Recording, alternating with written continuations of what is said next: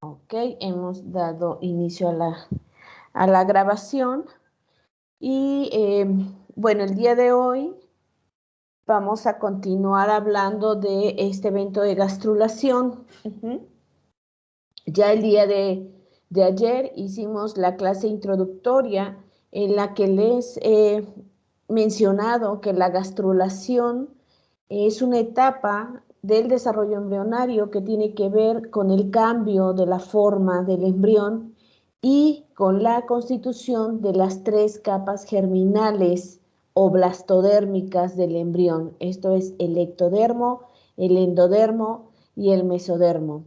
Es decir, que la gastrulación es un evento de especificación y determinación celular, porque a través de movimientos celulares, las células van a empezar a adquirir señales, ya sean inhibitorias o estimulatorias, para irse comprometiendo hacia un destino en particular.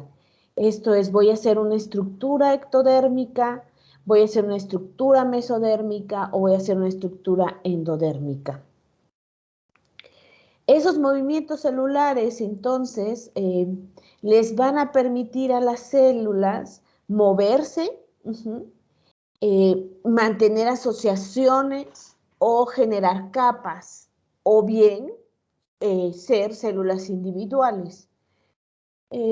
Estos movimientos en general, ¿no? Se repiten en los modelos animales que hemos estado trabajando y en las clases que vienen, incluida la de hoy, pues les voy a estar platicando específicamente de los eventos de gastrulación en cada uno de estos modelos animales. Y vamos a empezar con el caso del erizo de mar, posteriormente los anfibios, luego las aves y los mamíferos. Así es como vamos a abordar esta parte de la temática de gastrulación. Al finalizar el tema, vamos a ver 2 eventos que están asociados a la gastrulación, que son la generación del neuroectodermo o del futuro sistema nervioso y la generación del mesodermo a través de planos, ¿no? O segmentos o módulos que se forman a través de unas estructuras llamadas somitas. Bueno, entonces vamos a ir desmenuzando la información. Son temas un poco áridos porque tienen mucho que ver con movimientos celulares, con morfologías, ahora de las gástrulas o de los embriones, por supuesto con señales moleculares asociados a esos fenómenos.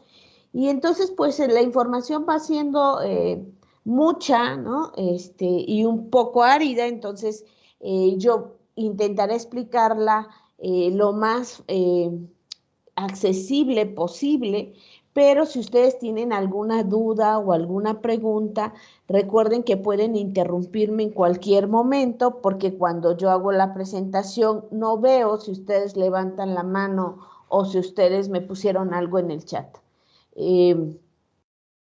Lo veo hasta que dejo de compartir. Entonces ustedes pueden interrumpirme en cualquier momento para hacerme preguntas y que esto quede mucho más claro. Bueno, entonces ahora en esta clase vamos a ver erizo de mar y anfibio, ¿no? Como 2 modelos animales.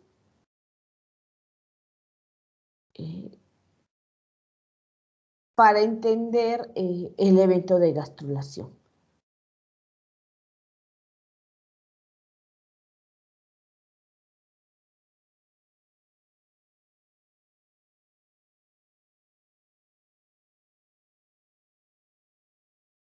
Bueno, ¿alguien me puede decir si ve el esquema? Ya se ve. Sí, profe, se ve. Perfecto. Bueno, entonces vamos a empezar, como les dije, con gastrulación en erizo de mar. Y acuérdense que con este evento de gastrulación algo que vamos a establecer es el plan corporal. Es decir, a cómo están dispuestos sus tejidos, sus órganos y sus sistemas. Ya no nada más vamos a establecer su simetría, que esa se estableció en los primeros momentos de la segmentación en algunos grupos, sino que ahora vamos a ver por completo cómo se va a organizar la forma del embrión. Cuando yo les he hablado de estas 3 capas germinales, ectodermo, endodermo y mesodermo, en realidad les estoy hablando de cómo va a estar constituido el embrión. Y entonces nosotros sabemos que el ectodermo es una capa de células que va a estar por fuera del embrión y que nos va a originar sistema nervioso y epitelio. Entonces, si nosotros ahorita volteamos a ver nuestro a mano, pues resulta que sé que esta piel que yo veo, ¿no? Es de origen ectodérmico, que cuando fui un embrión, esas células, ese epitelio se formó durante la gastrulación y se quedó colocado ahí en esa región, por eso es que yo puedo ver mi piel. Y sé que mi sistema nervioso también se formó durante el desarrollo embrionario y que es de origen ectodérmico. Si pienso en mis músculos, yo sé que esos son de origen mesodérmico y que quedaron ubicados por debajo de mi epidermis. Es decir, voy a construir a través de la gastrulación el plan corporal. El plan corporal. Entonces, por eso es importante esta etapa, porque a partir de aquí yo voy a colocar a las células en un espacio determinado para que respondan a distintos tipos de señales y entonces me generen un organismo. Ok, y entonces aquí yo voy a también establecer el número de segmentos corporales que van a constituir a un individuo en particular, por eso vamos a hablar de los patrones somíticos que nos determinan esos segmentos corporales. Y vamos entonces a entender más o menos cómo se está estableciendo esta organización. Bueno, como les dije, voy a empezar con este modelo animal, que es el erizo de mar. Ya ustedes lo conocen, hemos estado hablando de él desde el evento de la fertilización hasta el evento de la segmentación.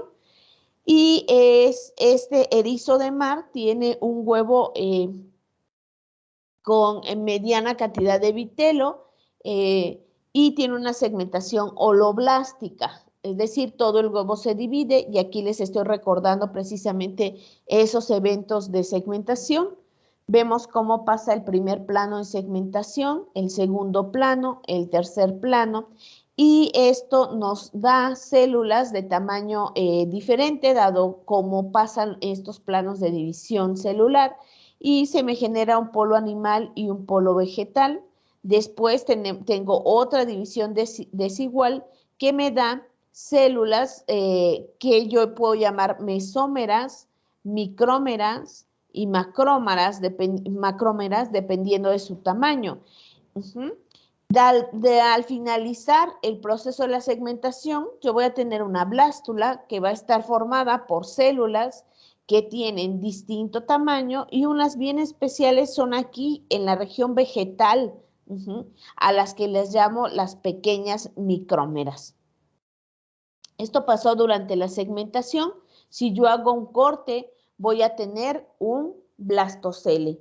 Aquí pongo imágenes que tienen que ver con la segmentación in vivo del Litechinus variegatus, que es un erizo de mar, y aquí está el huevo fertilizándose, aquí está el espermatozoide, se da la primera división celular, la segunda y sucesivamente hasta que se forman estas micrómeras, está mi hueco blastocele, aquí puedo verlas ya más claramente a estas pequeñas celulitas con el blastocele. Y a partir de este momento puedo entonces ver qué es lo que va a suceder con el evento de gastrulación. La gastrulación, como les he mencionado, nos va a dar las 3 capas germinales del embrión. Dado a muchos trabajos que se han hecho, pues ya nosotros podemos tener nuestros mapas de destino de erizo de mar, donde yo sé qué tipo de células o qué células de la blástula darán origen a distintas estructuras de las 3 capas germinales o blastodérmicas. Así, por ejemplo, yo sé que en una blástula de erizo de mar, las células ubicadas en el polo animal me van a dar ectodermo. Que las células más hacia la región ecuatorial me van a dar ectodermo oral, pero también otras de ellas me van a dar lugar a estructuras que tienen que ver con el endodermo, como el tubo digestivo. Mientras que si me voy más hacia la región vegetal, yo sé que puedo generar a partir de las células de la región vegetal mesodermo no esqueletogénico, pero también puedo tener aquellas que sí me den a la formación de esqueleto, como van a ser las células mesenquimáticas primarias o bien a las células germinales. Bueno.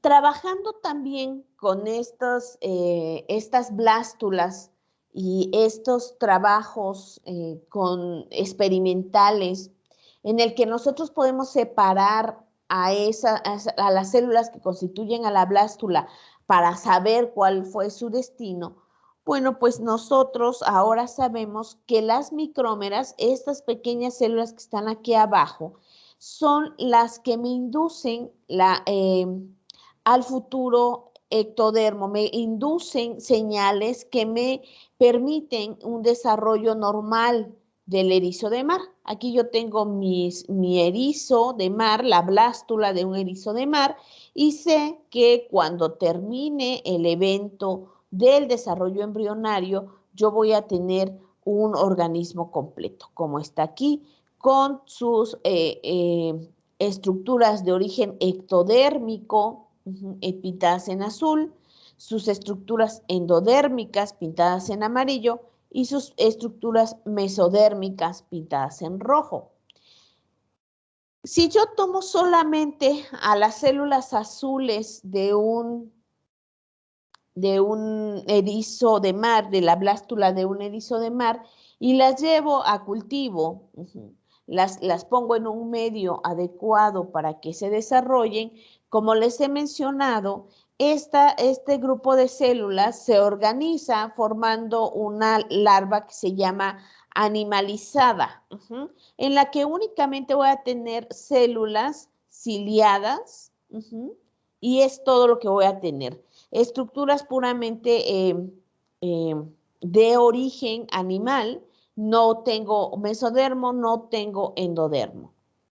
Sin embargo, cuando yo pongo a estas células azules con mis 4 células mesodérmicas, las pequeñas micrómeras, entonces lo que yo voy a tener es que estas células sí se organizan y sí me forman un esqueleto. Entonces, las micrómeras son capaces de enviar señales a las células de la región animal para que se organicen y me formen, ahora sí, estructuras ectodérmicas y por supuesto las células rojas me van a formar estructuras mesodérmicas. Aquí ya tengo una larva que yo puedo ver como reconocible.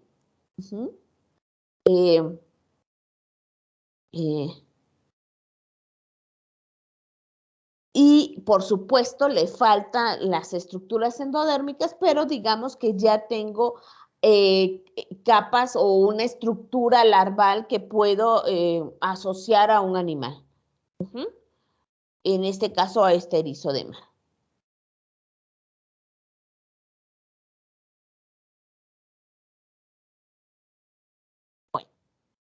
Entonces, esas micrómeras se reconoció que son nuestro centro de señalización. Acuérdense que esas micrómeras están normalmente en el polo vegetal.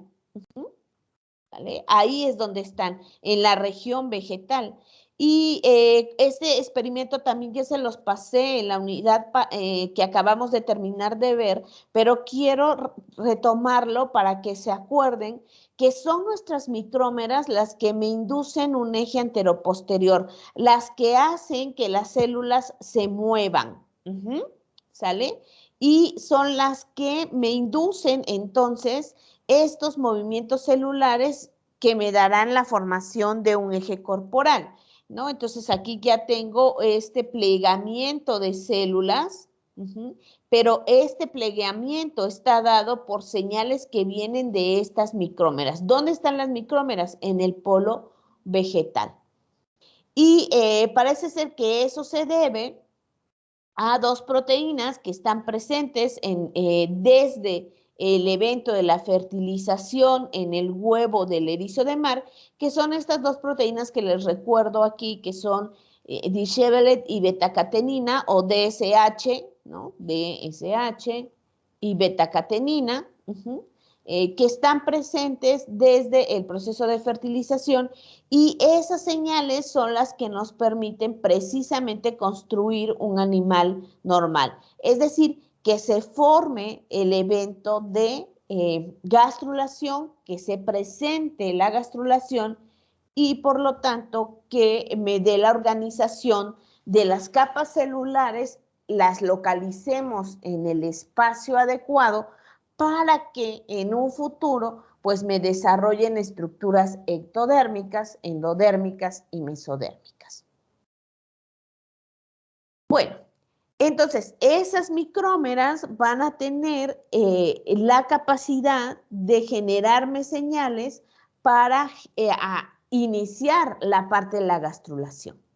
Esas señales están reguladas a su vez por ejemplo, por betacatenina, que acuérdense que es de origen materno.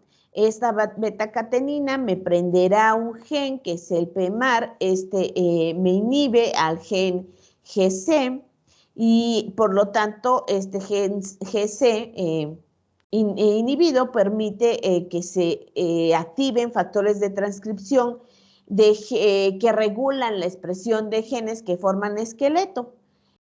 Si no existe betacatenina, como en el caso de las macrómeras,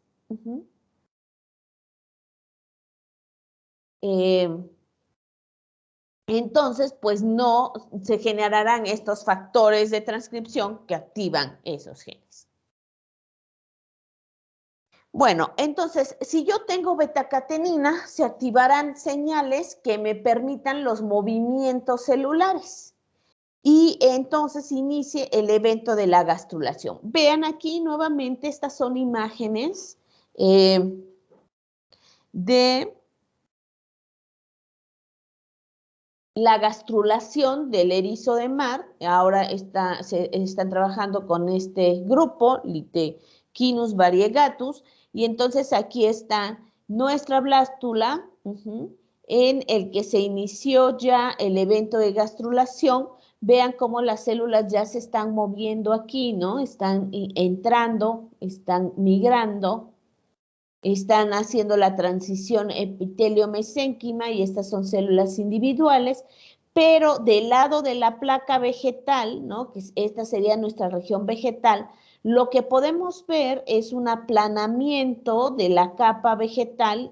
No sé si se dan cuenta que ya no es completamente esférica, sino que ahora se acható de esta zona vegetal, y entonces aquí van a empezar este movimiento de involución. Vean cómo ahora las células ya no de manera individual, sino como un todo, como un epitelio, empiezan a plegarse hacia el interior del blastocele, y a ese punto donde nosotros vemos ese tipo de movimientos celulares, acuérdense que se le llama blastoporo, blastoporo. El blastoporo va a dar lugar a la boca o va a dar lugar al ano, dependiendo de qué grupo de animal estamos hablando, si de euterostomado o protostomado.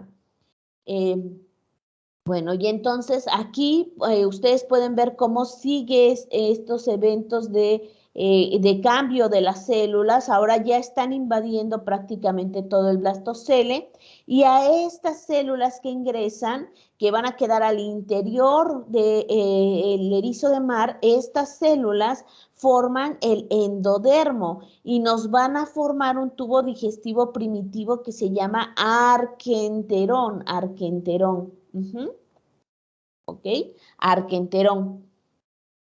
Y vean, aquí se ha prácticamente completado la formación del arquenterón. Ya tengo un tubo completo, y las células internas empiezan a mandar cables o extensiones filopoidales para formarnos el esqueleto. Y ahora sí, ya al final tengo una larva con su ano, su boca y su estructura o nódulos esqueléticos. Bueno, estos son los eventos de gastrulación en el erizo de mar. ¿Qué podemos ver aquí de movimientos celulares? Primero, les dije ingresión. Ingresión. La ingresión es el primer movimiento que podemos ver en el evento de gastrulación en el erizo de mar. Después vamos a tener la invaginación. Así que voy a empezar con el primer movimiento, que es la ingresión. En este movimiento de la ingresión, nosotros lo que vamos a poder ver es que las pequeñas celulitas, ¿no? Las células que estaban en esta región, ¿no? En la región vegetal, esas células van a empezar, por supuesto, siguen dividiéndose y van a empezar a ingresar al interior de la blástula, en esa cavidad llamada blastocele. Y lo que vamos a ver es que esas células van a transitar de un estado epitelial a un estado mesenquimático. Aquí en esta figura que les estoy presentando o señalando, en la B, la C y la D, lo que nosotros podemos ver es cómo se da este evento de ingresión en estas pequeñas células que las marcaron con una proteína fluorescente verde, ¿no? Y ustedes pueden ver cómo esas células son células individuales y son células independientes que están entrando hacia este blastocele. Este es con una microscopía de fluorescencia. Si no nos convence mucho la microscopía de fluorescencia, entonces podemos ver esta otra figura aquí, que es una microscopía electrónica, en el que podemos ver también a la blástula que está iniciando la gastrulación.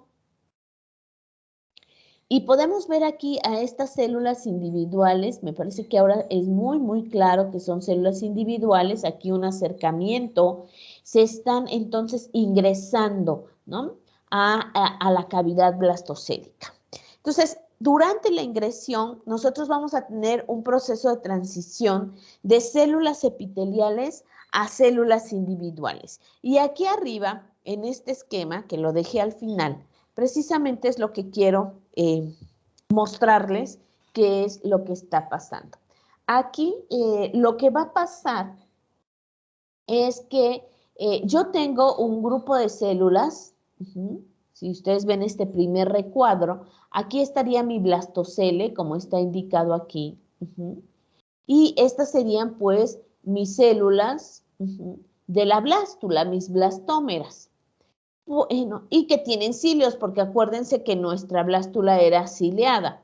Bueno, va a haber un momento durante el proceso de gastrulación en el que estas células van a pasar de ser células de este epitelio, van a marcarse y van a empezar a desprenderse del epitelio.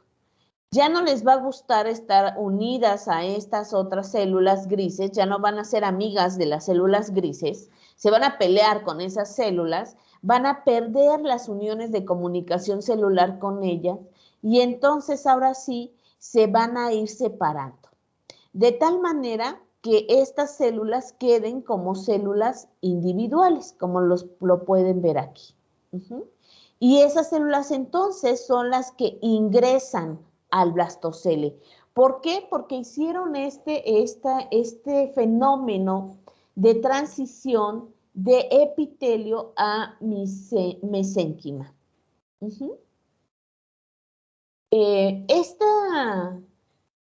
Este fenómeno de transición es bien importante en todos los eventos del desarrollo animal. No nada más se está dando en este grupo, en erizo de mar, sino prácticamente se ha mostrado en todos los grupos animales que se utilizan como modelos del desarrollo. Este evento de transición epitelio-mesénquima es uno de los eventos que se están retomando muchísimo en el campo de la investigación, sobre todo en un tema que es de gran interés para la salud pública, que es el cáncer. Sabe ahora que durante eventos de cáncer, muchas de nuestras células que forman parte de nuestros epitelios pueden transitar a volverse células mesenquimatosas. Y por lo tanto, ¿sí?, formar tumores o migrar, ¿no?, para formar tumores en otro lugar alejado de donde son las células.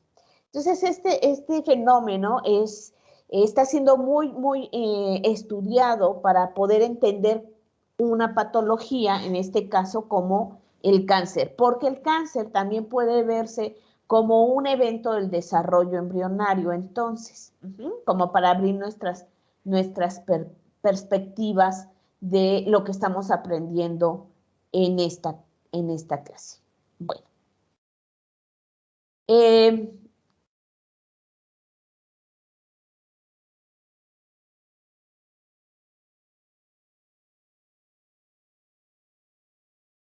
Si nosotros que quisiéramos ejemplificar qué es lo que pasa, ¿no?, o resumir qué es lo que pasa en este evento transición mesénquima, pues lo primero que tenemos que saber es que para iniciar la gastrulación siempre se inicia en la placa vegetal. ¿Ok? Entonces yo tengo una polaridad de mi blástula y la gastrulación siempre va a iniciar en la placa vegetal.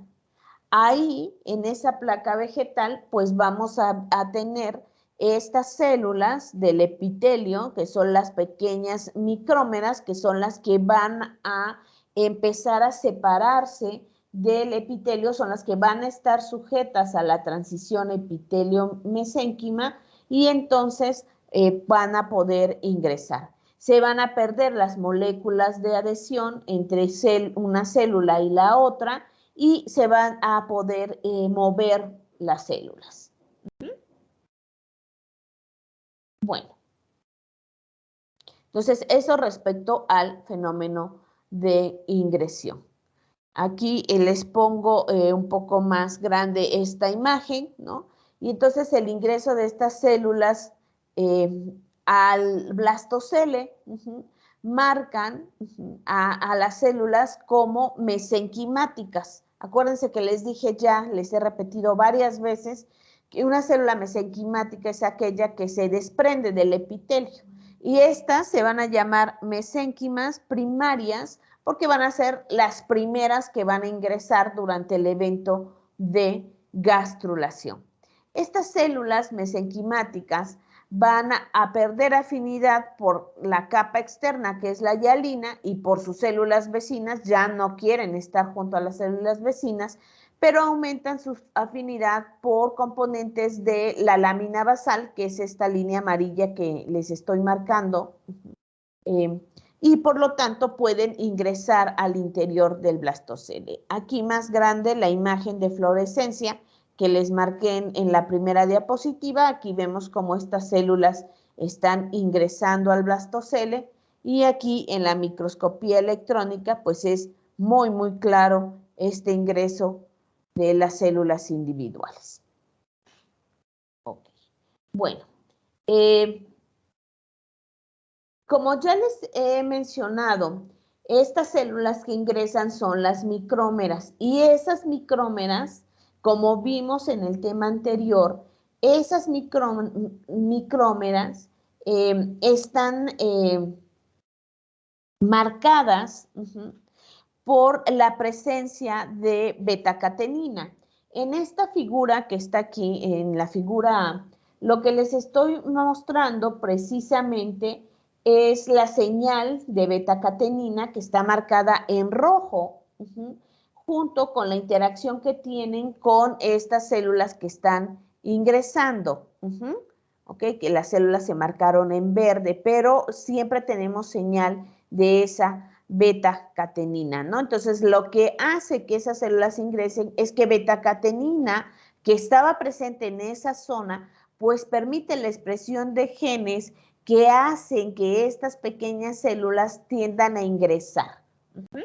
Tiendan a ingresar a las células, pierdan las afinidades por las células epiteliales y se transformen en células mesenquimáticas. En esta otra diapositiva, que ya está viejita, vean, es de 1995, es una video microfotografía en el que se ven que estas células que están ingresando empiezan a tener extensiones. Sí vemos estas extensiones, ¿verdad? Estas extensiones se llaman filopodios, que es también otro tipo de movimientos que se están dando al interior de la gástrula. Estamos también haciendo este tipo de extensiones celulares. Y aquí es otra fotografía en el que nosotros podemos ver cómo se está formando el arquenterol, solamente que esta es una vista superior, por eso es que lo vemos así. Y en esta zona de acá abajo lo que tenemos es la ingresión de estas células mesenquimáticas individuales, ¿no?, hacia el interior del blastocele, y el inicio del proceso aquí abajo, si ustedes pueden ver el polo vegetal, del fenómeno de ingresión. Bueno.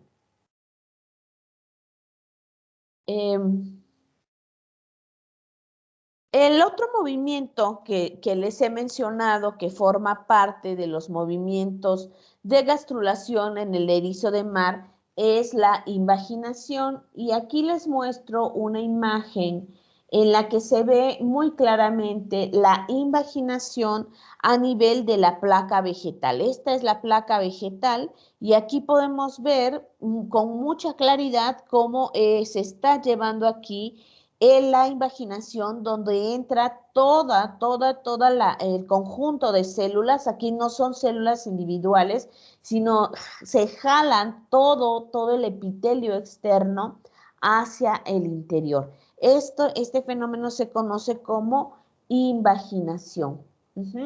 ¿Para qué? Invaginación para la formación del arquenterón.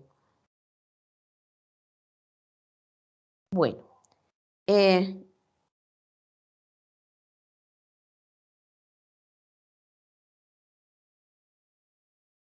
El arquenterón, les vuelvo a repetir, es nuestro intestino primitivo, nuestro tubo digestivo primitivo, y esta invaginación pues va a estar asociada con cambios en las formas de las células, ¿no? Con movimientos de las células para que se permita precisamente llevar a cabo este plegamiento y por lo tanto la formación de ese tubo a través de todo el evento de movimientos celulares. Bueno, lo que se conoce respecto a este tipo de movimientos es que si nosotros lo esquematizamos aquí en este esquema B, lo que tenemos son nuestras células de la placa vegetal.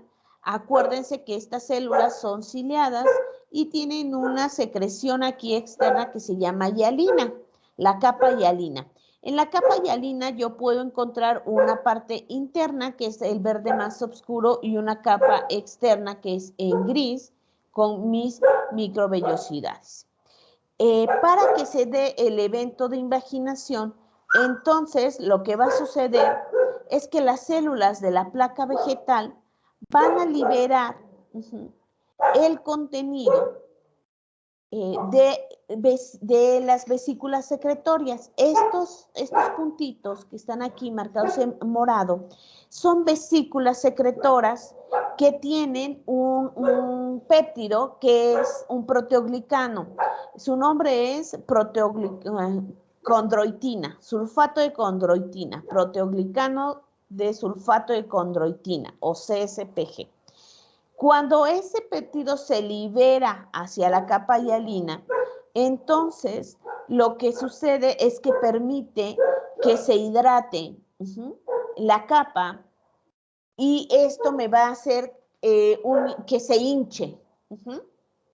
Que se hinche y esta presión que se ejerce en el ambiente externo pues hace que la placa de células se empuje hacia el interior del blastocele, como está aquí ejemplificado, ¿no? Entonces, yo libero esa proteína que me hace que se hidrate al contacto con la capa interna hialina. Esta capa se va a hinchar, se va a engrosar, y esa presión que va a ejercer me va a hacer que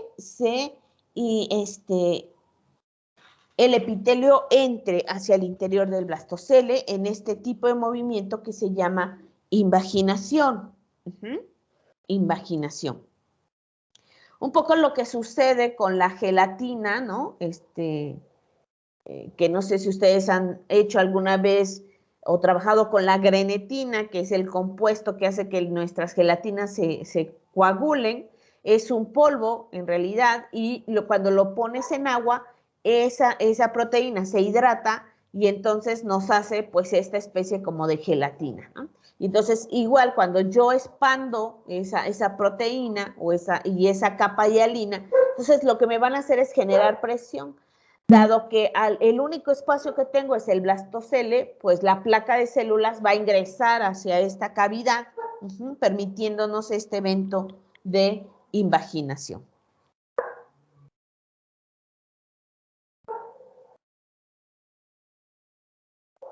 Bueno, ya nada más para recordarles, entonces, en mi blástula yo voy a tener, si hago cortes, ¿no?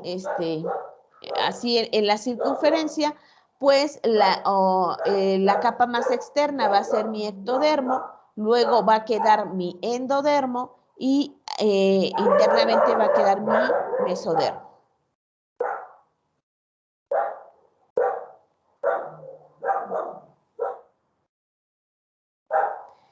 Bueno,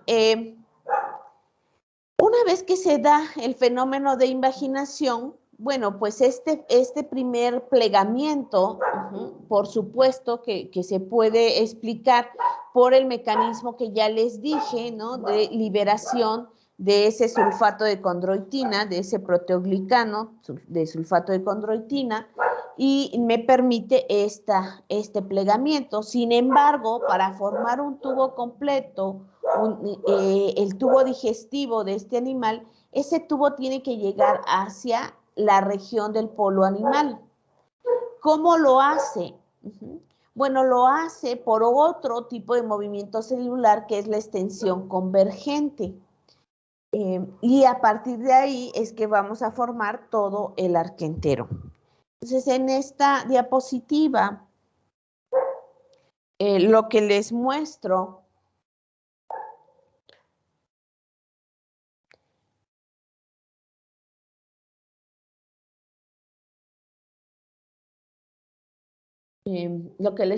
es precisamente si nosotros tomamos una gástrula en la que iniciamos en la que se inició la imaginación, entonces, y hacemos un corte como está señalado aquí, lo que yo voy a tener, bueno, pues son células que están invaginadas y están ahora teñidas en amarillo porque son las células que me van a dar el futuro endodermo. Y si yo hago ese corte, voy a ver este tipo de imagen. ¿Sí? Como si fuera un tubo. Porque acuérdense, esto es como si yo pusiera una manguera hacia adentro y si yo hago un corte transversal, pues solamente voy a ver la pared de ese tubo. Si nosotros hacemos o esperamos a que ese tubo se siga formando y yo voy a ver qué sucede en una gástrula más tardía y vuelvo a hacer un corte transversal, vean lo que sucedió con ese tubo. Esto es la imagen que yo tendría del arquenterón en la gástrula temprana y esta es la imagen que yo tendría del arquenterón en la gástrula tardía.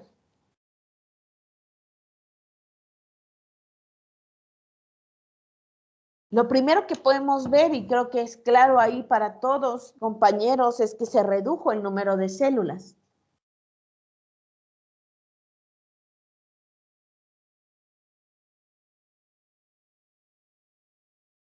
¿Sí?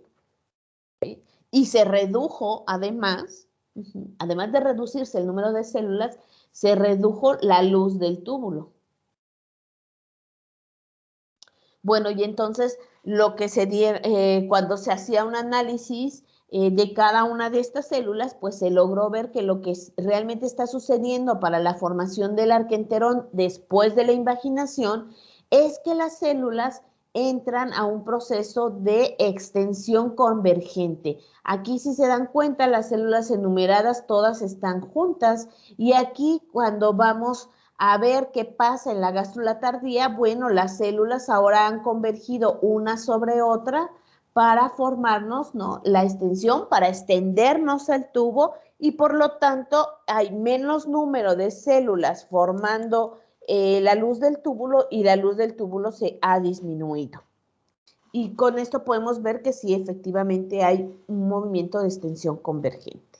Entonces, para el caso del erizo de mar, ahorita hemos visto 3 tipos de movimiento: ingresión, invaginación y extensión convergente.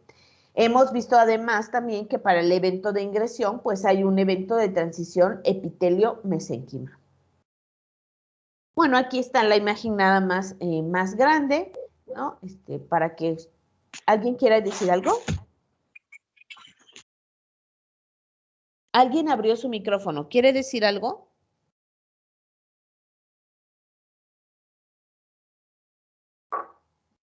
Ok, parece que no. Bueno, entonces esta es solamente la imagen un poco más grande para que ustedes puedan ver cómo están ahora estas células, están haciendo esta extensión convergente, están convergiendo una sobre la otra, ¿no? Haciendo un tipo como de escalamiento para que podamos ver cómo se extiende el tubo y disminuye la luz.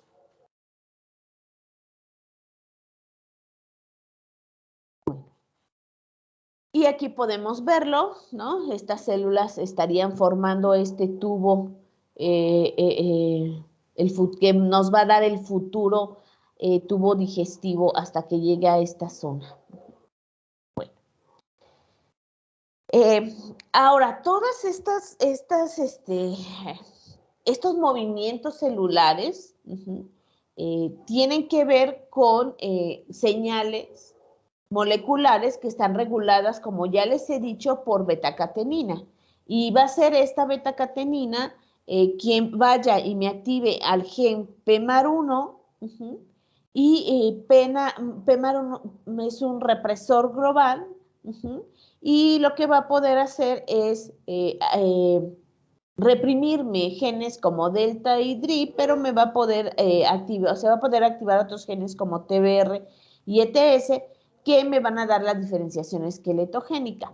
El resto del embrión no tiene beta-catenina, ¿no? Entonces, ahí no inician movimientos celulares, sino solamente en la zona donde tengo beta-catenina, que acuérdense que es nuestra región del polo vegetal, ¿no? De la región vegetal del erizo de mar. Bueno.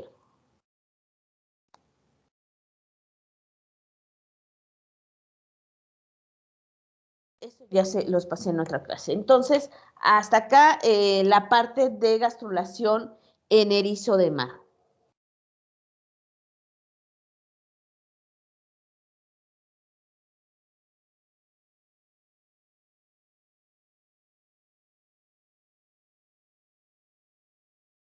Bueno, entonces voy a pasar a la gastrulación en el caso de los anfibios.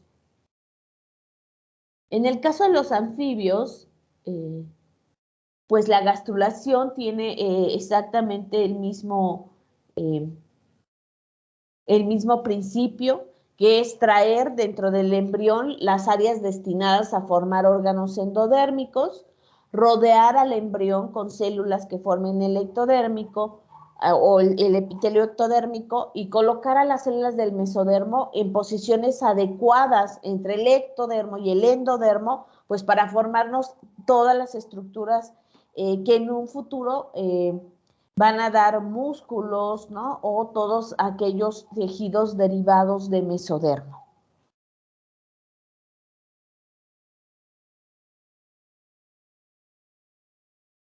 Y ese es nuestro modelo animal con el cual vamos a estar checando la parte de gastrulación, Genopus levis. Y voy a recordar nuevamente un poquito de la segmentación para poder dar paso al evento de la gastrulación.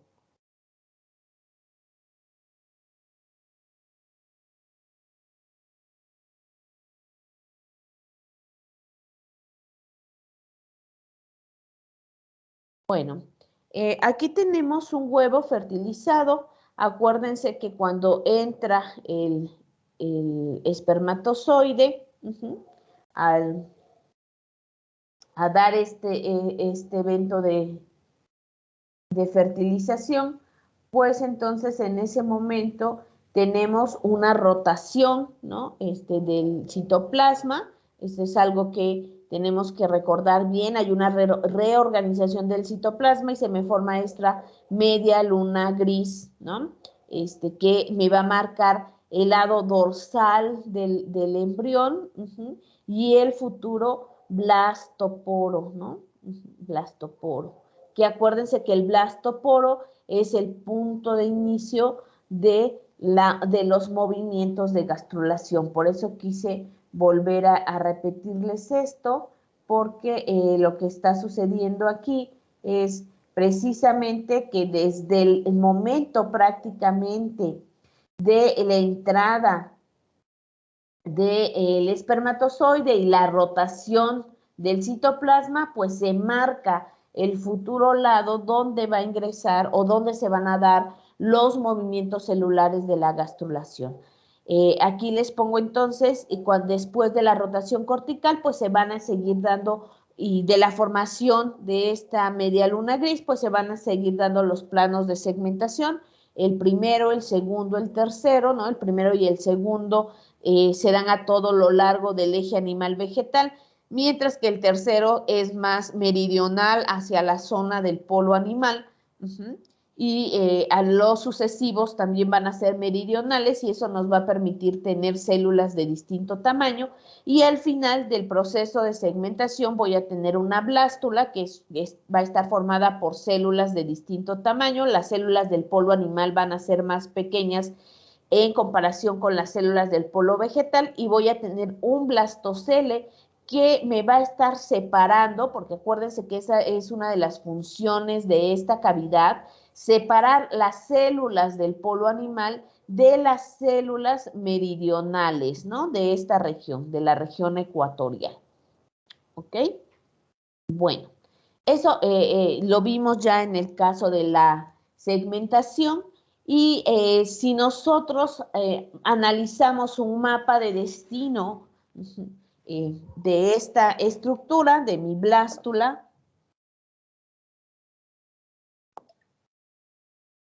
yo voy a poderles presentar esta imagen en el que mis células de la placa animal, yo sé que me van a dar ectodermo, una parte me va a dar el ectodermo neural, que es la parte de las células animales, ¿no? Del polo animal que están más cercanas de la región dorsal.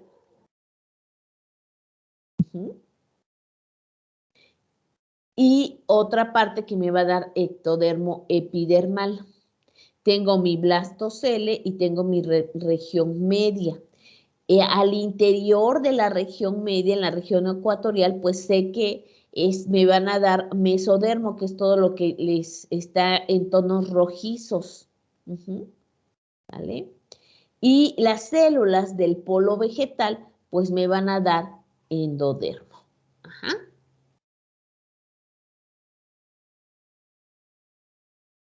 Bueno, entonces, para organizar a la célula, a la blástula, para organizarla y darnos ahora sí un embrión que tenga un plan corporal, es decir, que el ectodermo ahora quede por fuera, que el endodermo quede por dentro y que el mesodermo quede ubicado entre el endodermo y el ectodermo, pues necesito movimientos celulares. Y aquí les presento los movimientos celulares durante la gastrulación de Genopus, ¿no? Porque ese es nuestro, ahorita estamos viendo a este bichito, ¿no? En los anfibios. ¿Qué va a haber de movimientos celulares? Bueno, va a haber epibolia, va a haber rotación, algo que se llama rotación vegetal, de las células vegetales. Va a haber invaginación, va a haber involución y migración celular, y va a haber extensión convergente. Todos esos movimientos van a estar presentes para que se lleve a cabo el proceso de gastrulación y las células queden ubicadas en el lugar correcto para precisamente completar el desarrollo embrionario. Entonces voy a empezar con este primer movimiento que se llama epibolia y que ayer pues lo vimos en los videos estos de gastrulación.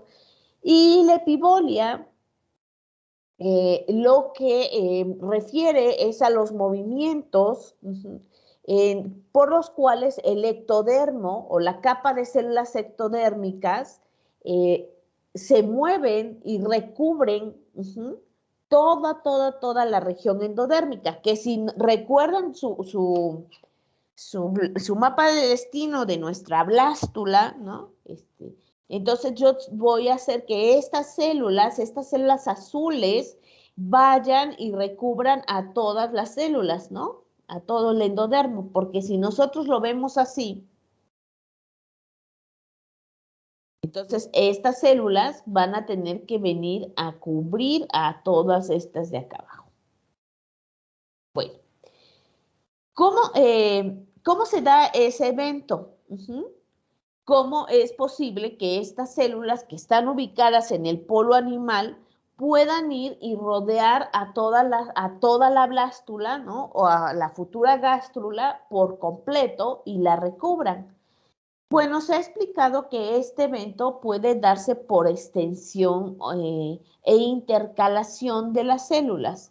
Entonces, en este caso, lo que tenemos es en este recuadrito, este cortecito que hicieron aquí de las células del polo animal, está aquí mostrado en distintos estadios del desarrollo embrionario. Ese 8 representa la blástula,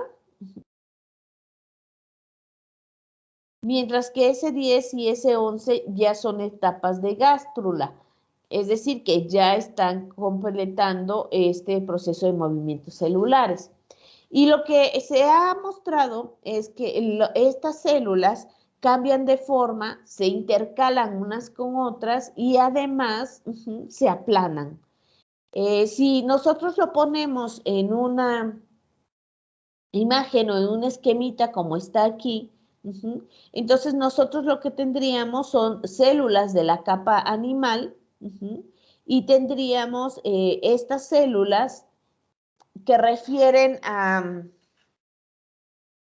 las células más externas de la capa animal, mientras que estas, las verdes, son células más profundas de la capa animal. Y lo que va a suceder entonces es que estas células van a empezar a expandirse, a intercalarse, ¿vale? Y entonces vean cómo estas células cambian de forma, vean sobre todo estas verdes, van a cambiar de forma, una se va a intercalar con la otra, para darnos este evento de expansión, de alargamiento del epitelio, y ahora estas celulitas van a estar ubicadas así.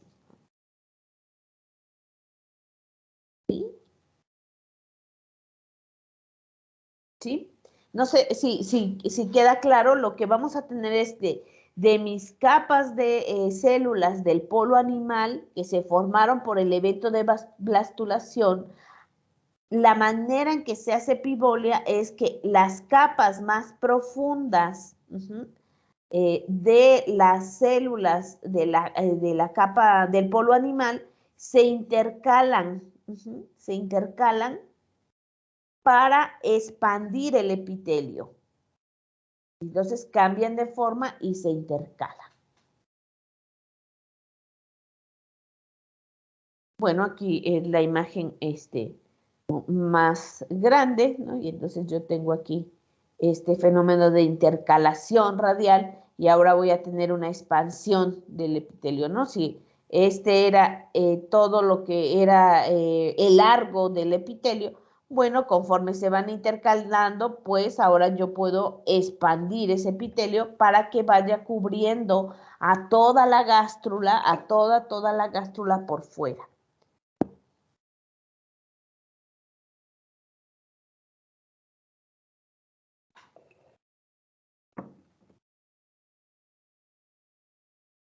Entonces aquí sería, este es mi polo animal, ¿no? Y estas células, vean cómo hay varias capas de células aquí, y estas son las que se van a empezar a intercalar, ¿no? Una con otra radialmente, para que entonces este epitelio se expanda y pueda cubrir a todas estas células del polo vegetal, las va a cubrir por completo, en ese fenómeno que se llama epibolia.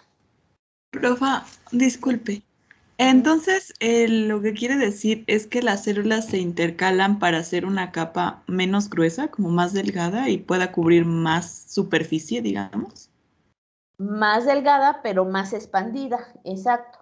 Y pueda cubrir muchas otras superficies. Ok. Gracias, doctora.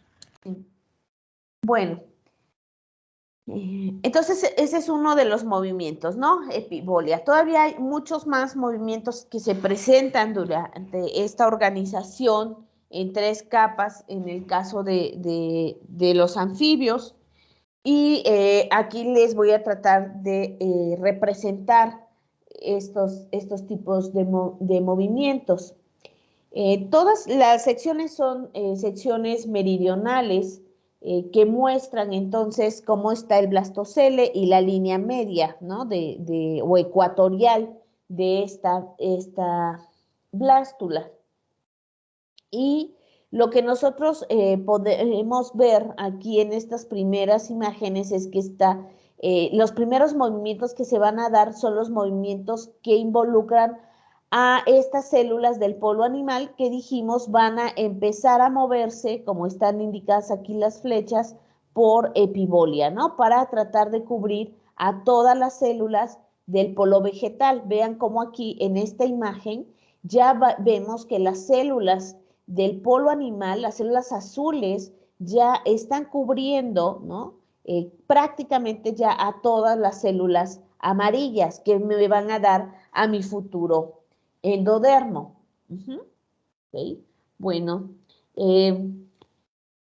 estos de acá arriba son nuestros esquemas, por supuesto, didácticos, y estas imágenes que ustedes ven acá abajo son imágenes de un microscopio que escanea las imágenes durante el desarrollo embrionario a través de sensores de fluorescencia. Nosotros podemos poner marcajes para cada uno de estos tipos celulares y entonces ustedes pueden ver cómo evidentemente hay un movimiento de esta capa de células animales, ¿no? De esta región, ¿no? Aquí ya las pueden ver como prácticamente han cubierto toda la parte del endodermo, que está aquí marcada como amarillo verdoso, y vean cómo ya todo quedó aquí adentro y solamente son las de la capa animal las que están por fuera porque hicieron epibolia. ¿Ok? Epibolia. Bueno. Pero no nada más está sucediendo este mecanismo de epibolia durante esta etapa de gastrulación, sino que también lo que vamos a tener es que empieza a haber movimiento de células en esta zona que es el labio dorsal del blastoporo, labio dorsal del blastoporo.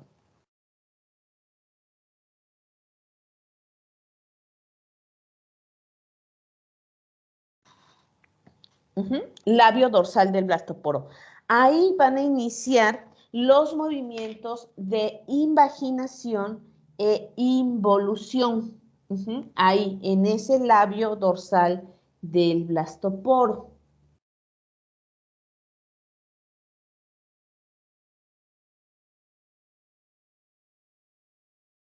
Como pueden ver aquí. Estas células empiezan entonces a moverse también para ir hacia esta zona, ¿no? Que es nuestro blastocele, que es nuestra única zona con espacio hacia donde moverse, y conforme va avanzando también este proceso de movimientos celulares, se va formando un arquenterón por el evento de invaginación, pero también se va formando una capa de mesodermo por el fenómeno de involución. Este hueco de acá es el arquenterón formado por el evento de invaginación. Este hueco de acá es el blastocele. Lo único que se ha hecho es desplazarlo, porque las células han entrado, ¿no?, a ocupar ese espacio y han desplazado al blastocele.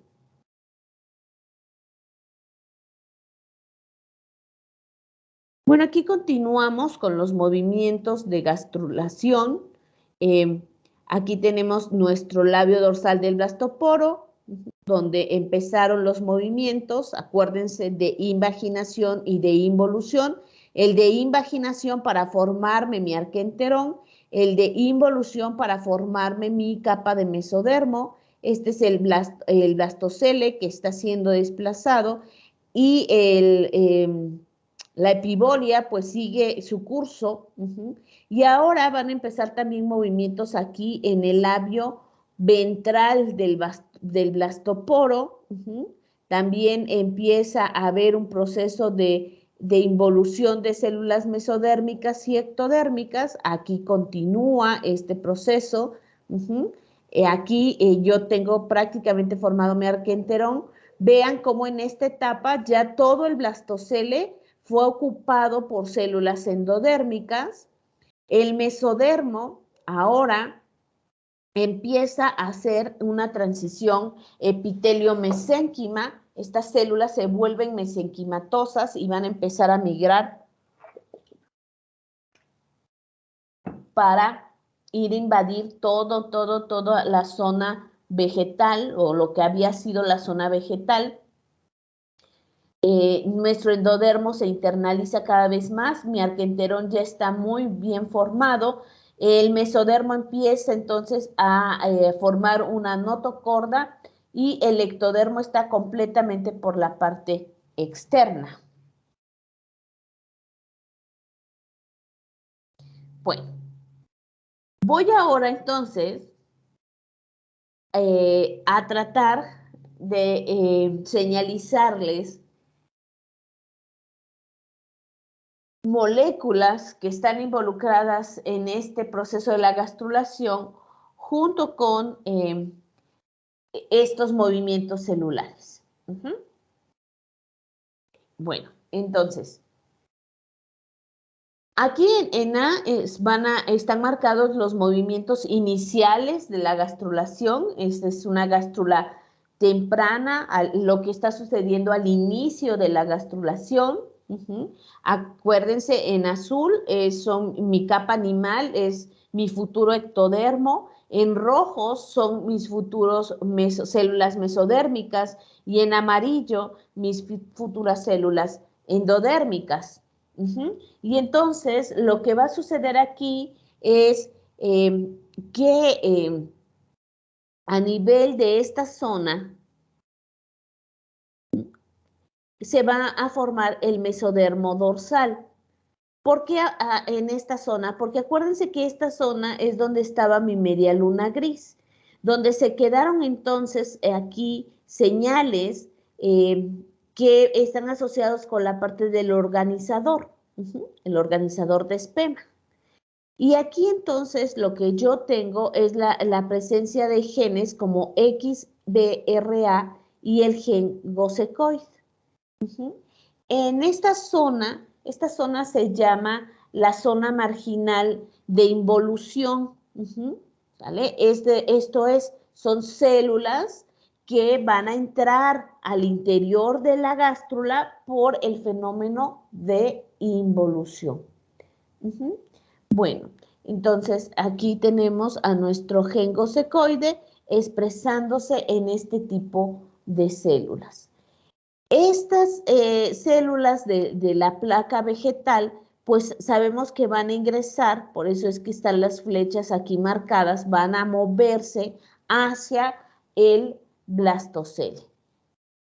Conforme vaya empezando ya más adelante los eventos de movimientos celulares, una de las marcas que nosotros vemos es que a nivel del blastoporo,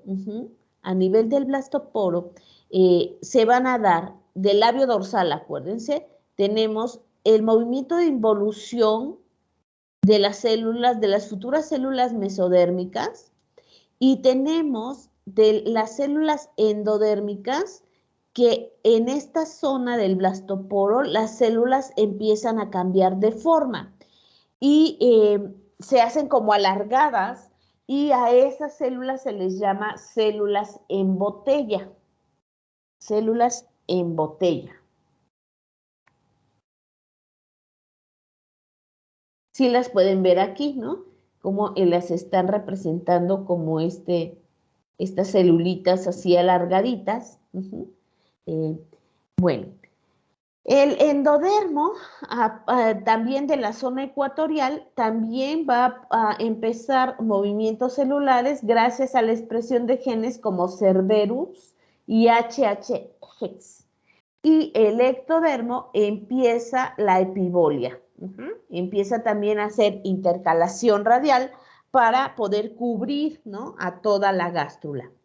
Entonces, el blastoporo empieza a invaginar, como lo pueden ver, ¿no? Estas células en botella, aquí se empieza a invaginar. Las células mesodérmicas involucionan, es decir, se colocan por debajo del ectodermo. Mientras que las células del endodermo, las células en botella, invaginan y con este movimiento empiezan a empujar a las demás células que van a empezar a intentar ingresar hacia el interior de la gástrula. Bueno, aquí nada más para que puedan ver la epibolia hasta que termina en la parte del blastoporo, y aquí cómo se ve estos eventos de epibolia, que creo que los vieron mejor en el video del día de ayer.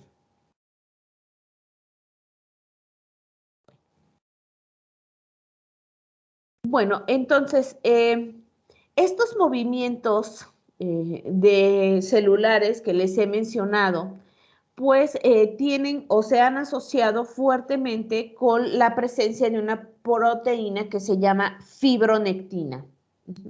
Fibronectina. La fibronectina se ha asociado precisamente a la capacidad de poder llevar a cabo esos movimientos celulares. En estas imágenes que están viendo ustedes, son cortes sagitales de las gástrulas tempranas y tardías de precisamente de Genopus, y la fibronectina está identificada por esta fluorescencia. Ay, perdón, estoy usando otro cursor. Por esta fluorescencia amarilla. Esta es una gástrula tardía. Y lo que podemos ver es la presencia precisamente de esa proteína. Si nosotros quitamos la fibronectina, si nosotros hacemos que no se exprese, entonces lo que vamos a hacer es que no se logre el evento de la gastrulación. Entonces, ahora se sabe que esta proteína es una de las proteínas más importantes para llevar a cabo los eventos de gastrulación en Genopus. En este otro esquema que les estoy colocando aquí, pues nuevamente es un esquema que representa lo que estaría sucediendo en el caso de esta proteína, ¿no? De la fibronectina. Entonces aquí están viendo una vista lateral de los eventos de migración, y lo que podemos ver es que la fibronectina debe de estar activa y liderando, ¿no? A las células para que sean capaces de desprenderse del epitelio y poder migrar. Y aquí vemos en un corte visto por arriba cómo se están expresando estas proteínas, la fibronectina. Y igual aquí una microscopía electrónica mucho más cercana, podemos ver en verde todas las extensiones de fibronectina para que se puedan precisamente dar estos movimientos celulares, pero asociada también a la presencia de betacatenina en los núcleos de esta célula, que está marcado en morado. Entonces, necesitamos betacatenina para los movimientos celulares, al igual que como pasó en el erizo de mar, pero estas van a ir a actuar precisamente sobre la presencia de estas proteínas fibronectinas, que son las que me van a regular los eventos de movimientos celulares.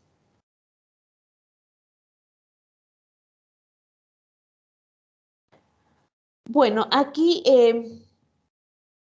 como ya les he mencionado, para la formación de mesodermo, ¿no? Para que las células que me estaban formando una blástula, que eran una pelota de células ahí, al terminar esta etapa de blastulación, se transformen en un futuro mesodermo, deben de moverse hacia el interior de la estructura embrionaria. Si se quedan por fuera, pues por supuesto que no recibirán las señales adecuadas para inducir la formación de mesodermo.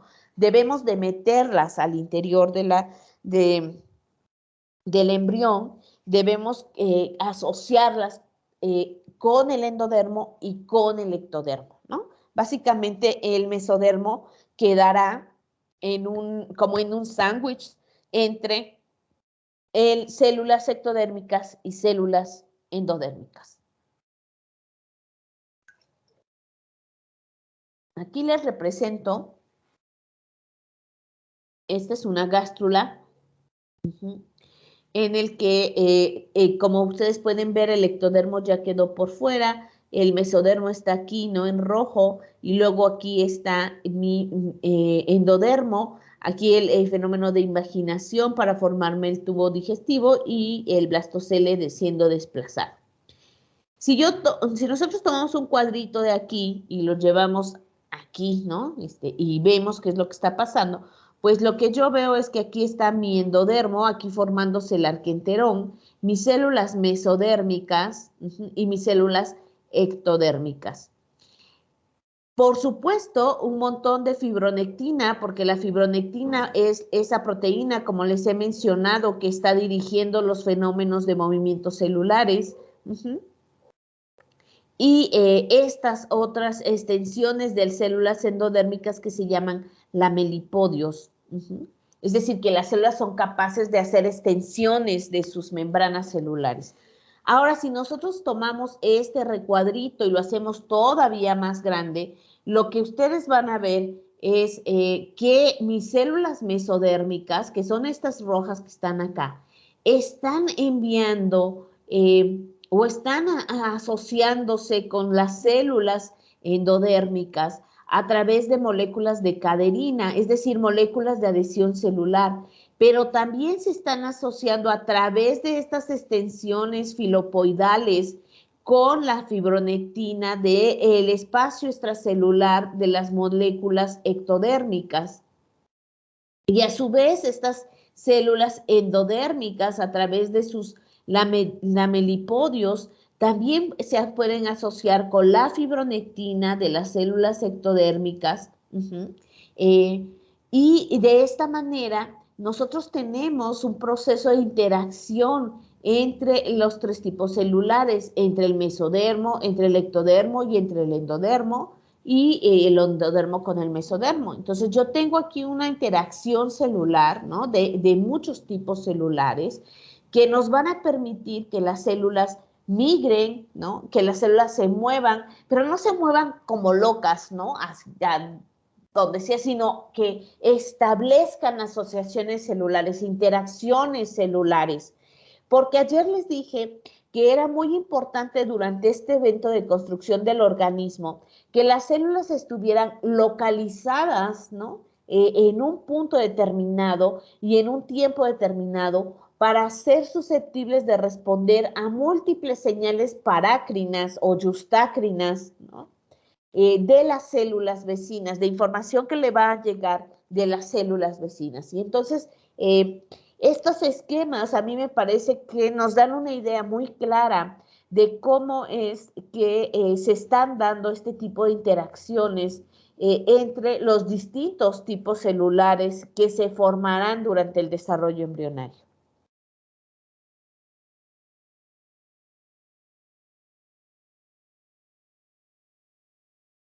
Bueno, esta es otra vista de estos movimientos celulares. Aquí en azul yo tengo mi ectodermo. Aquí se está llevando a cabo involución, ¿no? A través del labio dorsal del blastoporo para el ingreso de estas células mesodérmicas. Pero por invaginación también se está formando el arquenterón y están ingresando estas células endodérmicas.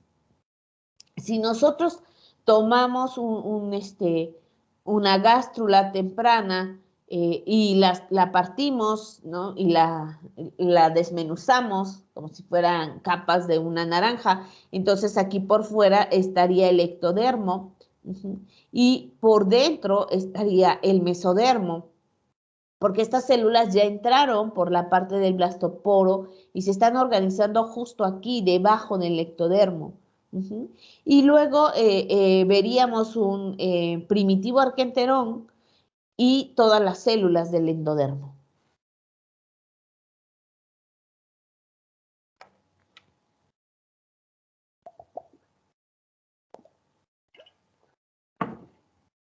Bueno, esas células para que se muevan, como ya sabemos, necesitan señales que nos permitan precisamente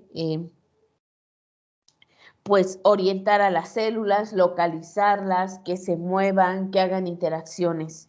Y esas señales pues van a provenir de las propias células durante el desarrollo embrionario, a través de la expresión de sus genes, pero una expresión diferencial de los genes.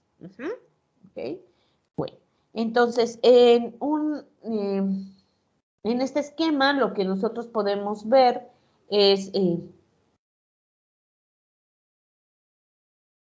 que podemos ver un modelo en el que están las señales presentes para especificar mesodermo, ¿no? Entonces, este es nuestro mapa, ¿no? Que nosotros conocemos claramente. La parte del polo animal me da ectodermo, la de la región ecuatorial me da mesodermo y la de la región vegetal me da endodermo. Si nosotros vemos qué tipo de señales hay ahí, pues lo que se ha podido ver es que en el polo vegetal yo tengo desde la parte del origen materno RNA mensajero de esta proteína de BG1 y el RNA mensajero de BECT. Bueno, ahí estaban acumulados esos RNAs que son RNAs de factores de transcripción desde la parte materna. Bueno, conforme avanza el proceso del desarrollo, entonces estos RNAs mensajeros se traducen en proteínas. Ahora sí ya tengo nodal y BG1 como proteína, BG1 siempre más concentrado en la zona dorsal, y lo que van a hacer estas señales van a ir a interaccionar con otros factores de transcripción, ¿no?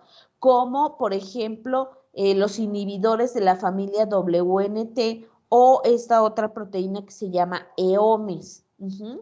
Bueno, y estas interacciones de señales es lo que nos permiten que la región ecuatorial, ¿sí?, se especifique como mesodermo. Entonces, va a haber mesodermo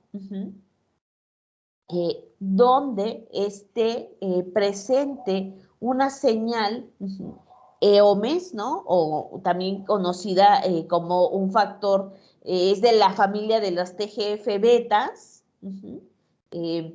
y donde esté presente, pues es que yo voy a tener un futuro mesodermo, ¿ok? Un futuro mesodermo. BECT o la expresión de BECT nos va también más adelante a marcar nuestro futuro endodermo también ventral. Y estas señales que les acabo de mencionar, si ustedes se acuerdan, pues pueden expresarse gracias también a que desde muy iniciado el proceso del desarrollo, nosotros tenemos desde el origen materno a la beta-catenina, y esta beta-catenina puede estar estable o puede estar degradada, y eso también depende de la presencia de esta proteína DSH, ¿no? Que es la que me inhibe GSK3, que a su vez GSK3 es la que me degrada beta-catenina. Entonces, donde está DSH, me inhibe GSK3 y yo puedo tener beta-catenina estable. Y esa beta-catenina estable, pues entonces lo que me va a hacer del lado dorsal es expresarme al gen SIAMOIS y a otro gen que se llama TWIN, y esos dos genes activados me van a dar la producción de factores de transcripción que a su vez pues van a actuar para liberar otros o producir otros factores como cordina, nogina, el gen gosecoide, que son proteínas que se expresan aquí en la región dorsal, en la región del organizador de Spemann, y que también me van a ayudar a que esas células pues sean las que inicien los movimientos celulares de la gastrulación. Existen muchos modelos de señales moleculares para entender precisamente los eventos de gastrulación y los movimientos celulares. No quiero agobiarlos muchos con esos tipos de señales, pero sí quiero recalcarles que como les dije, les mencioné también ayer, durante el proceso de gastrulación, pues podemos tener una redundancia de señales. No es nada más una única señal la que nos está dirigiendo los movimientos, sino que puede haber un sinnúmero de señales asociadas. Que acuérdense que tenemos dos centros de señalización, el organizador, pero también el centro de Newcomb, ¿no? Ambos como centros de organización de factores parácrinos para regularnos precisamente la formación o determinarnos a las células para formar ya sea un ectodermo, un endodermo o un mesodermo. Y aquí pues les presento nuevamente esta figura en la que yo tengo mi blástula y en mi lado dorsal tengo betacatenina, muy concentrada en el lado del organizador y en el lado del centro de Newcomb. Betacatenina puede también estar interaccionando con otras proteínas como BGT o BG1, y estas a su vez lo que nos van a permitir conforme vaya avanzando el desarrollo, pues es expresar otros factores proteicos o de transcripción, como aquí los asociados al gen nodal y a la proteína nodal, y entonces estos a su vez pues me van a permitir que se formen o bien el centro de organización o el organizador de esperma, o que se estén expresando otras señales que me permitan la formación, por ejemplo, de mesodermo. ¿Y qué serían esas señales? BMP4 o XWNT8, que me permiten la formación de mesodermo ventral y del mesodermo lateral. Y nuevamente, si juntamos esas señales, pues lo que tenemos es mi futura gástrula, pues mis células del polo animal, mis células de la región mesodérmica y mis células de la región endodérmica.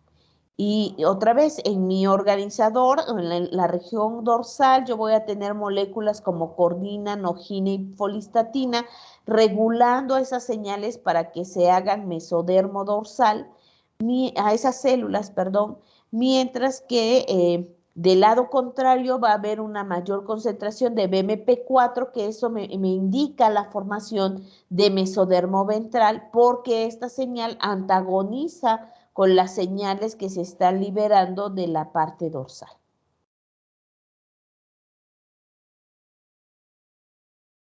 Bueno, en estos otros esquemas es otra proteína que les estoy mostrando,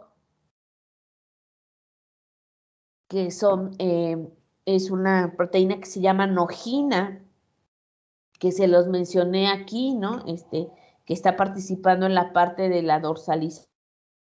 Entonces, en estos experimentos que se hicieron aquí, pues, nogina, y cuando está presente, pues sí dorsaliza al embrión, ¿no? Aquí está la vista lateral donde está presente la marca de nogina en toda la zona dorsal.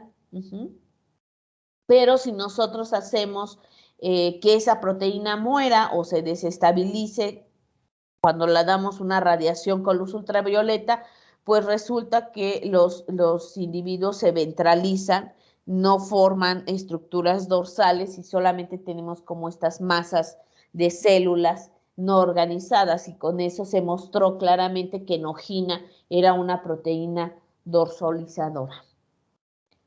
Otra molécula que también tiene esta misma función es cordina, y aquí les muestro la hibridación in situ del RNA mensajero de esa proteína que es cordina y que se expresa en la zona dorsal del embrión de Genopus. Que tienen que ver mucho con la parte de la formación de estructuras ectodérmicas, tanto del sistema nervioso como de epitelio, pues son estos dos genes que les acabo de mencionar, que se llaman siamositwin, y que siamositwin son activados por betacatenina, ¿no? Del lado dorsal, ¿no? Porque es donde tenemos activa la betacatenina, Y entonces, cuando está beta-catenina y está activándose y está prendiendo estos genes, pues los prende en las zonas del ectodermo. Y entonces, como está mencionado aquí, ¿no? En el futuro neuroectodermo, y entonces se activan estos dos genes, siamois y twin. A su vez, estos genes, conforme va avanzando la etapa del desarrollo y llegamos a la gástrula, pues estos genes me marcan la producción de células del neuroectodermo y pues activan muchos otros genes más como SOX11, GMNN, SIC2 o algunos factores de transcripción o también regulan la organización del mesodermo. Pero bueno, lo que les quiero mencionar aquí es claramente que Siamos y Twin, pues me permiten la formación de neuroectodermo, de nuestro futuro tubo neural.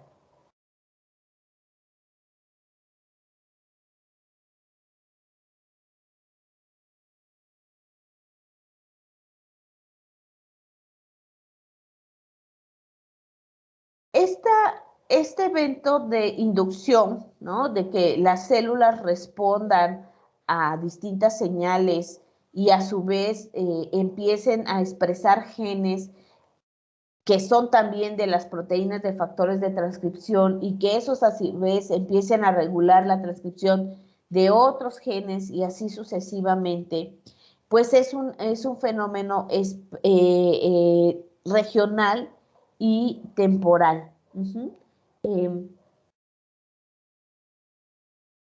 Y en estos esquemitas quiero mostrarles que esos eventos de inducción o de especificación que se están dando durante el evento de gastrulación, pues son regionales y son temporales.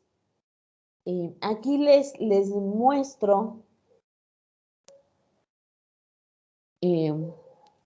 un experimento de trasplante que se hizo tomando una gástrula y le tomaron un pedacito de arquenterón, de lo que va a ser el futuro arquenterón, y se lo trasplantaron a una gástrula temprana, ¿no? A una que apenas estaba iniciando los movimientos de gastrulación. Y lo que encontraron es que se formaba un animal, ¿no? Pero este animal tenía, pues aquí como que estaba formando otro tubo digestivo, ¿no? Si tomaban ahora, ¿no? Otra porción de este arquenterón y lo llevaban nuevamente hacia una gástrula temprana, entonces vean lo que sucedía. Esta zona era la que nos daba la formación de cabezas, ojos y cerebro anterior. Y entonces lo que me formó fue este bicho que tuvo otra cabeza. Si voy más abajo y nuevamente tomo otra parte, ¿no? Esta parte de tejidos, sé que me va a dar lugar a la cabeza y a la formación de vesículas ópticas, la vuelvo a trasplantar en una gástrula temprana y me vuelve a dar pues la formación de estructuras, ¿no? Que no corresponden. Y finalmente, si tomo otra parte de esta gástrula, sé que es una parte más caudal, sé que es la que me va a dar la formación de una cola y la trasplanto a una gástrula temprana, pues nuevamente me da una estructura como de forma de cola. ¿Okay? Es decir, cuando nosotros estamos ya en una etapa de gástrula, las células ya están inducidas, ya están determinadas para formar una estructura en particular. Aunque yo la trasplante a una etapa más temprana del desarrollo, ya está, ¿no? Codificada sus señales para darme la estructura, ¿okay? ¿Sí? A la que está determinada para dar.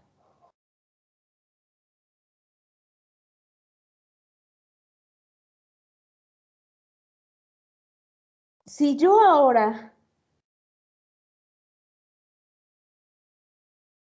hago este tipo de experimentos en el que ahora tomo de una gástrula temprana una porción del blastoporo dorsal y se la pongo también a una gástrula ¿vale? temprana, pero se la pongo en otro lugar, pues resulta que me va a dar la formación de otro eje corporal. Si yo lo hago en una gástrula ya más avanzada, el desarrollo embrionario, una gástrula tardía, y se lo pongo aquí, ¿no? ¿Vale? Pues también lo que me va a dar estructuras son otras estructuras posteriores. ¿Qué puedo concluir con estos dos tipos de experimentos que hicieron? Bueno, primero que hay una especificación regional y temporal,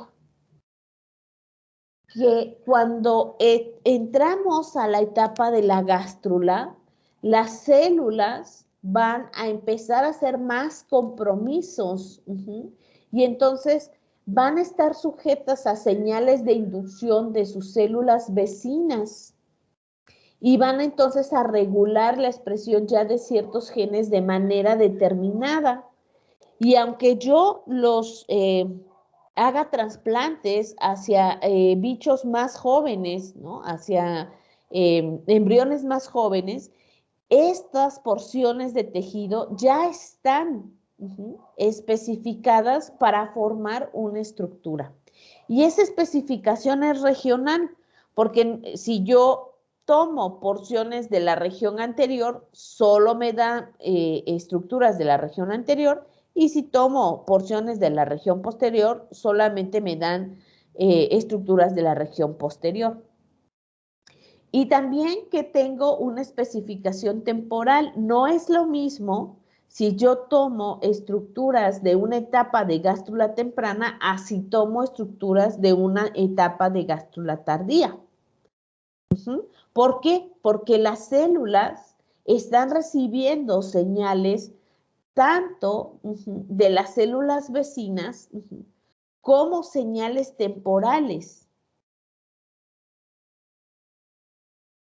No sé si queda claro eso.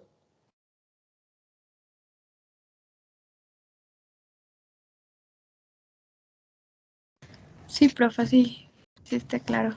Sí, queda claro. Ok. Bueno. ¿Por qué se daría esto, no? ¿Por qué nos suceden en estos experimentos de trasplantes? ¿Por qué tenemos este tipo de que vemos de especificación, ¿no? En el que ya una zona de una determinada región está marcada para formarnos cabeza y otra zona está ya marcada para formarnos cola, ¿no?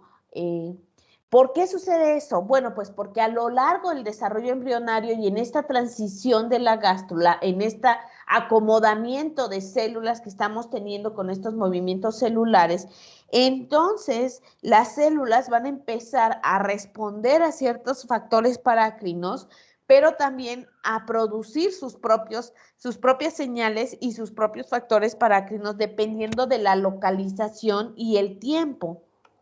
Y si aquí les presentan factores parácrinos, ¿no? Que se están produciendo a lo largo del eje anteroposterior de un embrión de Genopus y en distintas regiones. Por ejemplo, en una zona endodérmica que sé que me va a dar mi futura endodermofaringio, o en una zona mesodérmica que me va a dar, por ejemplo, la notocorda o la zona precordal y un mesodermo noctocordal. Y lo que se ha visto es, por ejemplo, que las células endodérmicas del futuro endodermofaringio pues pueden secretar todos estos factores de transcripción: Cerveros, DICOF, FRZB, TIKI y el factor de crecimiento parecido a la insulina. Y esos a su vez todos son inhibitorios de las señales WNT. Y Cerberus es inhibitorio de las proteínas relacionadas con el gen nodal. A su vez, las células del mesodermo también pueden estar secretando DICOF, FRZB, TICI, IGF-1, cordina y nogina. A su vez, IGF-1, cordina y nogina son inhibitorios para la familia de los BMPs, de los factores morfogenéticos del hueso. Mientras que las células del mesodermo notocordal pueden producir cordina, nogina y folistatina. Y folistatina también inhibe BMPs. Ok. Entonces, si se dan cuenta, tenemos una organización de señales que pues nos van a permitir hacer esta regionalización. Si ustedes lo ven así, entonces nosotros para tener endodermo necesitamos inhibir las señales WNT y las señales nodal. Pero si yo quiero producir mesodermo, entonces solo tengo que inhibir a las BMPs. No tengo que inhibir ni a las nodales ni a las WNTs, por eso no tengo factores de transcripción inhibitorios para estas señales, solamente para las señales BMPs. ¿Okay? Y así sucesivamente vamos a tener cascadas de señalizaciones de factores de transcripción, unas inhibiéndose a las otras, o produciéndose en distintas células y en distintas posiciones para regular la expresión de la formación ya sea de ectodermo, de endodermo o de mesodermo.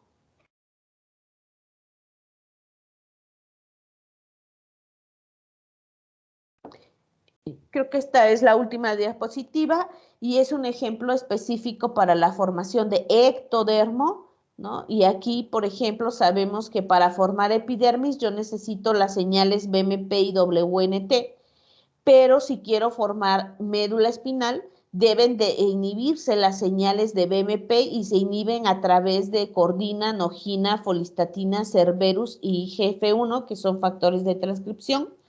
Pero si quiero formar cabeza y cerebro, entonces ahí necesito inhibir tanto BMP como las señales de WNT. Y entonces aquí tengo todos mis factores de transcripción que pueden ayudar a ese tipo de inhibición. Entonces, la presencia, ¿no?, de esas señales o de esos factores de transcripción, pues me puede regular, ¿no?, la presencia o ausencia de una cierta estructura. No sé si queda claro.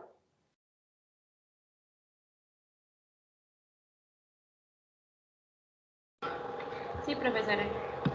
Ok.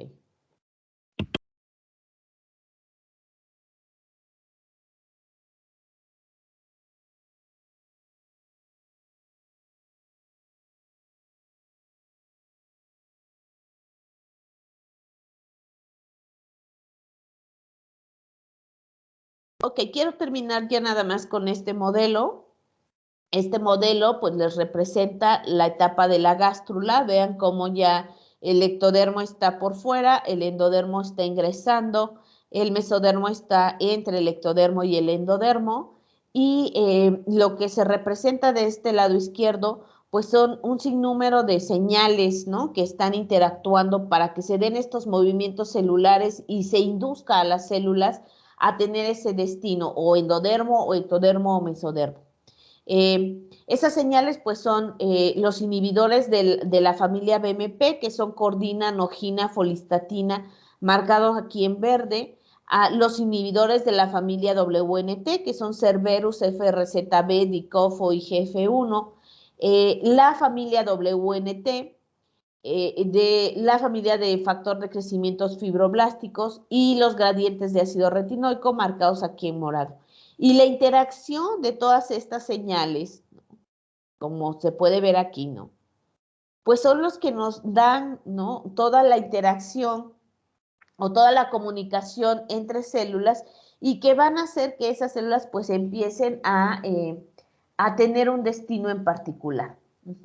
Este es un modelo que se ha propuesto de cómo se especifica la gástrula de Genopus, sobre todo para marcar el eje anteroposterior,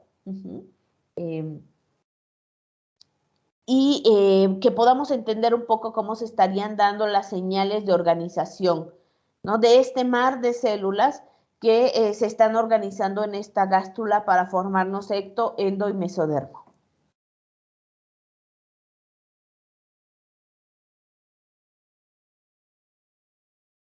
Bueno, entonces con esto termino la parte de gastrulación en Genopus. Voy a subirles la presentación el fin de semana para que también tengan oportunidad de empezar a leer, aunque acuérdense que el día lunes tenemos el examen parcial. El examen parcial del tema de segmentación. Nuevamente les recuerdo que necesitamos para el día lunes tener cámaras prendidas, conectarse a tiempo para poder aplicar el examen. Si alguno de ustedes tuviera problemas para aplicar el examen, necesitan comunicármelo para que yo pueda hacer una segunda versión del examen y poder aplicárselos en otro momento, ¿no? Y ya no durante la clase, para que no tengamos problemas. Pero si no, pues todos nos vemos el día lunes a la 1 de la tarde, cámaras prendidas para hacer el segundo examen parcial que corresponde a la unidad de segmentación. Otro aviso que tengo es que consulten la plataforma. En la sección de archivos he subido una carpeta que dice artículos, exposición final. Y ahí están 29 artículos, uno para cada uno de ustedes, para que vayan preparando su presentación final. Todos los artículos están en español. No quiero que nada más me presenten ese artículo, sino que ustedes a su vez con ese artículo en español puedan rescatar el tema que se relaciona con la clase, que consulten más bibliografía y pues que nos presenten una buena exposición. Que ustedes también hagan un esfuerzo de búsqueda de información y complementen ese artículo con otra bibliografía. Lo puse en español para ayudarles precisamente a que entiendan bien ese tema y le puedan exprimir todo lo que puedan de información.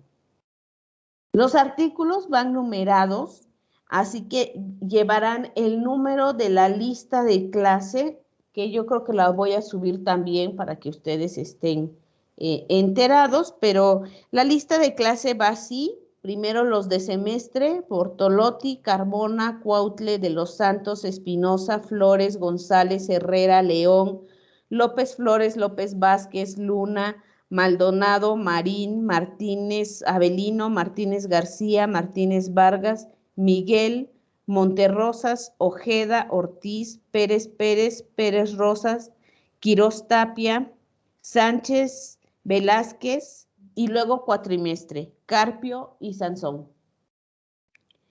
Y nuestro agregado cultural al final, Carrasco, José María Carrasco. Entonces, esos son los 29, así serían como estarían los números del 1 al 29, pero les subo la lista de clase en un ratito también para que sepan exactamente el número que les corresponde exponer. Ya están entonces ahí también el archivo, porque también se los había prometido que se los subiría con tiempo para que ustedes tuvieran también mucho tiempo para preparar y hacer la búsqueda. Entonces ya están ahí. ¿Preguntas, dudas, comentarios? Sí, profesora. ¿Va a haber una rúbrica que debemos cumplir para la exposición?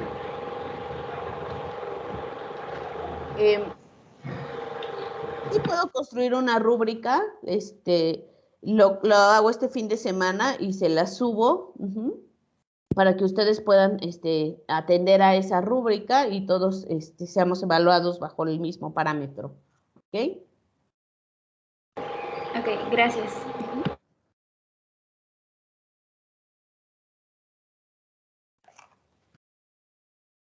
Bueno, si no hay más dudas, pues entonces nos vemos el lunes para su examen.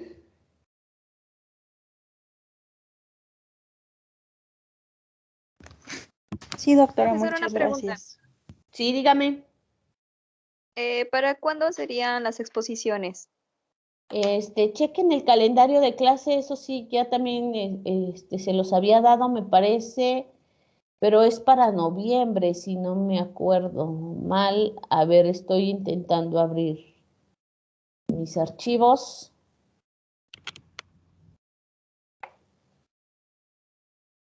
Ahorita te digo, pero es que luego se pone tonta la máquina. Ya lo está cargando, espérate tantitito.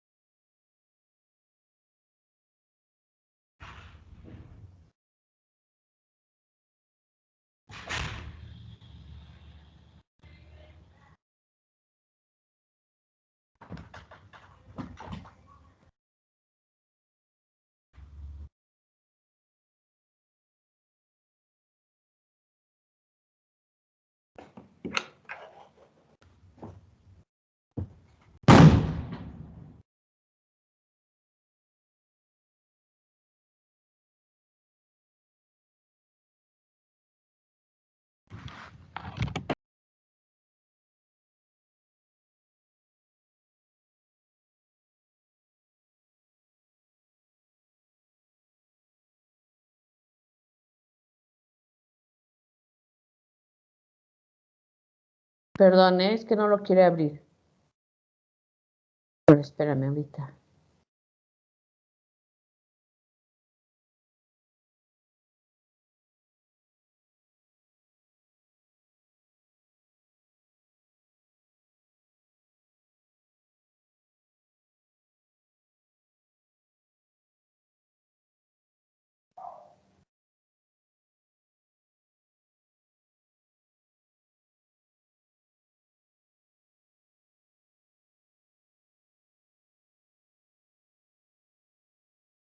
Que yo ahora sí ya te puedo decir. Las calificaciones. Las exposiciones finales serán el 10, 11 y 17 de noviembre. Ok, muchas gracias. 10, 11 y 17 de noviembre.